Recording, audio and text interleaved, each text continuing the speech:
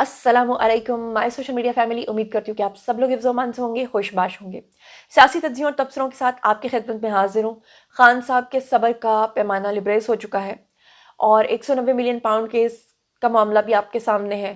खान साहब ने सिविल नाफरमानी की तहरीक जो वापस ली थी उसको ज़ोरों शोरों से शुरू कर दिया है और अब बड़ी ख़तरनाक किस्म की जो तफसीलात हैं वो आपके साथ शेयर करने जा रही हूँ। पूरा वीडियो मुकम्मल देखिएगा, चैनल को सब्सक्राइब कर लीजिएगा। चलिए शुरू करते हैं पहली खबर से। तो जैसा कि मैंने आपको प्रीवियस व्लॉग में ये बताया था कि इमरान खान के खिलाफ 190 मिलियन पाउंड केस जो रेफरेंस था उसका जो फैसला है वो महफूज हो चुका है और इस वक्त पीटीआई के जो हलके हैं उनमें काफ़ी ज़्यादा शोर होगा है इस चीज़ का कि इमरान खान को उम्र कैद की सज़ा होने जा रही है। अब ऐसे में जब ये बात हो रही है कि इमरान खान को उम्र कैद की सज़ा होने जा रही है तो आपने देखा और सुना है खुद से कि अमेरिका ने जिस तरह से पाकिस्तान के बैलिस्टिक मिसाइल के जो सप्लायर्स हैं उनके ऊपर पाबंदी लगाई, जिस तरह से अमेरिका पाकिस्तान के ख़िलाफ़ बाकायदा तौर पे ट्वीट्स कर रहा है। ट्रंप का जो एलची है, जो हम जिन्स परस्त है, रिचर्ड ग्रैनल या ग्रैनल, कुछ लोग उसको कह रहे हैं, जो भी उसको कह रहे हैं, वो भी इमरान खान के हक में खुलकर सामने आ गया है। सिर्फ रिचर्ड ग्रैनल की बात नहीं है बल्कि वो सारे जो इंडियन लॉबिस्ट हैं वो भी इमरान खान के हक में खुलकर सामने आ गए हैं, पाकिस्तान के खिलाफ हर्जा सराई कर रहे हैं और पाकिस्तान को धमकियां दे रहे हैं। अब ऐसे में जनाब अली इमरान खान ने जो सिविल नाफरमानी की तहरीक की धमकी दी थी और फिर कहा गया था कि वो नाम जो है, कुछ नाम ऐसे थे जो गए, उन्होंने सालिसी की और उन्होंने वो ना कहा कि खान साहब को मजबूर किया कि जी अभी आप फिलहाल वक्ती तौर पे इसको डिले कर दें। उसकी वजह ही ये थी कि खान साहब को इस चीज़ का कवी इम्कान, उनको यकीन है कि उनको सज़ा होने जा रही है, इसलिए वो चाहते हैं कि वो लोगों को फिर से लड़वाएं मरवाएं। पिछले व्लॉग में मैंने आपको बताया था, दिल बहुत दुखी था कि वो जो 4-5 रेंजर्स अहलकार थे जो 26 के धरने के अंदर जो है वो शहीद हुए थे, उनमें एक जो है वो शदीद ज़ख्मी थे और वो लांस नाइक थे, उनकी 3 बेटियां 2 बेटे थे, उनकी जनाब कल शहादत हो गई। तो ये जिन लोगों ने अपने सर फटवाए, जो वहाँ पर गए, जिन्होंने, मैं उन लोगों की बात नहीं कर रही कि जो आपने टीटीपी के लोगों को ला के बसाया या आपने तालिबान या अफगानियों को बीच में रखा या आपने उनका इस्तेमाल किया, मैं तो उन लोगों की बात कर रही हूँ जो जेन्युइनली किसी पार्टी के सपोर्टर्स होते हैं, जो खान साहब की मोहब्बत में बाहर निकलते रहे, जिन्होंने 9 मई को सब कुछ किया। उनका क्या बनेगा? मतलब वो लोग जिन्होंने आपकी खातिर सो कॉल्ड कुर्बानी दी, फिर वो आप लोग तो आपस में यानी कि डील्स करके निकल जाते हो। हुकूमत जो है वो अभी मुज़ाकरात का पता नहीं ढोंग रचा रही है या क्या कह रही है, हुकूमत कह रही है कि जी हम मुज़ाकरात करें। क्या ज़रूरत है भाई फिर इस तरह के मुज़ाकरात करने की? एक तरफ तो आप कहते हैं कि हमारी रेड लाइन है, हमने मुआफ़ नहीं करना 9 मई को जिन लोगों ने सब कुछ किया। खान साहब इन्हीं चीज़ों का फ़ायदा उठाते हैं। खान साहब ने साफ तौर पे धमकी दी है, उन्होंने कहा है जी कि जायज़ मुतालबात अगर पूरे ना हुए, अब जायज़ मुतालबात कौन से हैं?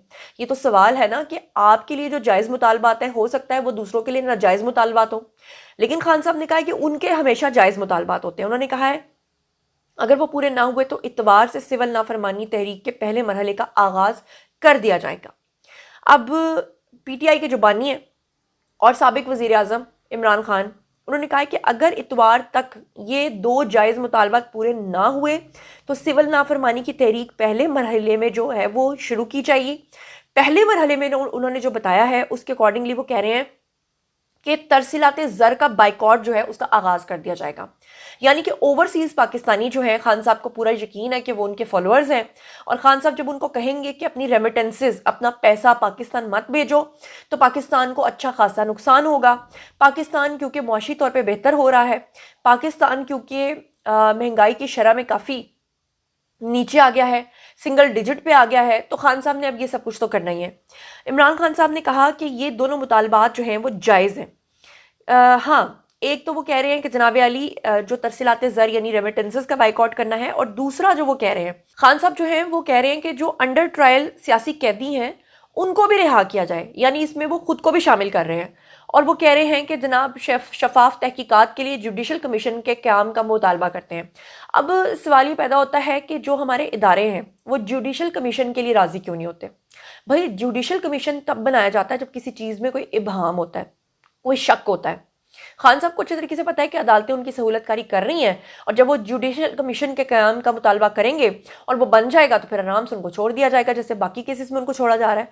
बिल्कुल वैसे जैसे तोशाखाना 1 जो केस है उसमें साफ तौर पे पता है कि खान साहब ने घड़ी चोरी की, उसको बेचा اور سارے اللیگل کام کیے، لیکن اس کے باوجود توشہ خانہ جو پارٹ 1 تھا اس کے اندر خان صاحب کو جو ہے وہ ریلیف دے دیا گیا۔ اب ایسے میں خان صاحب جوڈیشل کمیشن کا مطالبہ اس وجہ سے کر رہے ہیں۔ عمران خان صاحب نے کہا کہ یہ دونوں مطالبات جو ہیں وہ میرے جائز ہیں، اور انہوں نے کہا کہ اگر حکومت نے اتوار تک، میں دھمکی دے رہا ہوں جی، عمل درآمد نہ کیا تو پھر سول نافرمانی کی تحریک باقاعدہ شروع ہو جائے گی، اور باقاعدہ طور پہ ترسیلات زر کا جو بائیکاٹ ہے وہ شروع ہو جائے گا۔ ان کا کہنا تھا کہ ہم اس سلسلے میں بیرون ملک مقیم پاکستانیوں سے اپیل کریں گے کہ پاکستان کے حالات آپ کے سامنے ہیں، ملک میں جمہوریت، عدلیہ اور میڈیا کا گلا گھونٹ دیا گیا ہے، ہر طرف جبر و فسطائیت کا دورہ ہے، لہٰذا ترسیلات زر کا بائیکاٹ کیا جائے۔ انہوں نے کہا کہ 26 نومبر اور 8 فروری کو جس طرح تحریک انصاف کے کارکنان نے ہمت اور جوان مردی کے ساتھ جبر کا مقابلہ کیا، اس کی کوئی مثال نہیں ہے۔ 1971 میں یہ ہو گیا تھا، وہ ہو گیا تھا، مطلب میں آپ کو کیا ڈیٹیلز بتاؤں۔ انہوں نے الزام عائد کیا کہ 26 نومبر پاکستان کی تاریخ کا سیاہ ترین دن ہے۔ اس دن نہتے لوگوں کے اوپر جو ہے سنائپرز کے ذریعے فائرنگ کروائی گئی اور جوان لوگوں کو زخمی اور شہید کیا گیا، اور 3 افراد جو ہیں وہ ہفتے سے غائب ہیں، اور وہ 3 جو بھاگ کے چھپ گئے ہیں آپ ان کو، اچھا حیرت کی بات یہ کہ پہلے انہوں نے کہا کہ سینکڑوں افراد ان کے شہید ہو گئے، پھر انہوں نے کہا کہ جی 12، اس سے پہلے 250 کے اس پہ آ گئے، اب خان صاحب کہہ رہے ہیں 3، اب بندہ کس کے اوپر یقین کرے؟ اب وہ 3 بھی اگر ہیں تو وہ بھی کہہ رہے ہیں کہ چھپ گئے ہیں۔ اب وہ جو سینکڑوں افراد شہید ہوئے تھے ان کے جنازے تو دکھائیں، ان کے کفن تو دکھائیں، ان کے گھر والوں کو تو دکھائیں، ان کو خود تو دکھائیں وہ کس قبر میں ہیں، ان کی تختی تو دکھائیں، وہ دکھانے سے وہ قاصر ہیں۔ انہوں نے کہا کہ گمشدہ افراد کو ڈھونڈنا حکومت کی ذمہ داری ہوتی ہے، اور وہ جو غائب ہوئے ہیں اب انہیں حکومت ڈھونڈتی رہے، اب حکومت کس کو جا کے ڈھونڈے، سوال یہ پیدا ہوتا ہے۔ انہوں نے کہا کہ جب تک میں زندہ ہوں ان افراد کے قتل عام کی تحقیقات کے لیے جد و جہد کرتا رہوں گا، یعنی کہ میں ٹرک کی بتی کے پیچھے آپ کو بھی لگاؤں گا اور خود بھی لگوں گا۔ انہوں نے کہا کہ وہ جو شہید ہوئے ہیں ان کو میں انصاف دلائے بغیر چین سے نہیں بیٹھوں گا، لیکن جب ان سے پوچھا گیا کہ وہ افراد کہاں ہیں تو کہا کہ یہ حکومت کا کام ہے، حکومت ان کو ڈھونڈے۔ سمجھ نہیں آ رہا بندہ خان صاحب کو کیا کہے، اور اسٹیبلشمنٹ کو میری طرف سے سلیوٹ ہے جی، کیا بندہ تسی جڑا نا لب کے لے آندا ہے، اور چنگا تانوں پی گیا، صحیح بندہ تسی چھپ کے لے آندا ہے۔ وہ کہتے ہیں نا، وہ مجھے ایک شعر میں یاد آ گیا کہ باری پرسی کھٹن گیا سی کھٹ کے لے آندا کھوتا، اور باجوہ تیرا ککھ نہ روے کہ تو لب لے آندا سی۔ کیا میں بولوں، بہرحال اچھا جی، اب وزیر اعظم جو ہیں انہوں نے کہا، سابق وزیر اعظم جی عمران خان، انہوں نے کہا کہ تحریک انصاف کی جانب سے مذاکرات کرنے کی پیشکش کا مذاق اڑایا گیا اور یہ تاثر دیا گیا کہ ہم نے گھٹنے ٹیک دیے ہیں۔ مذاکرات کی پیشکش اور سول نافرمانی کی تحریک مؤخر کرنے کی بات جو ہے ملک کے وسیع تر مفاد میں کی گئی تھی۔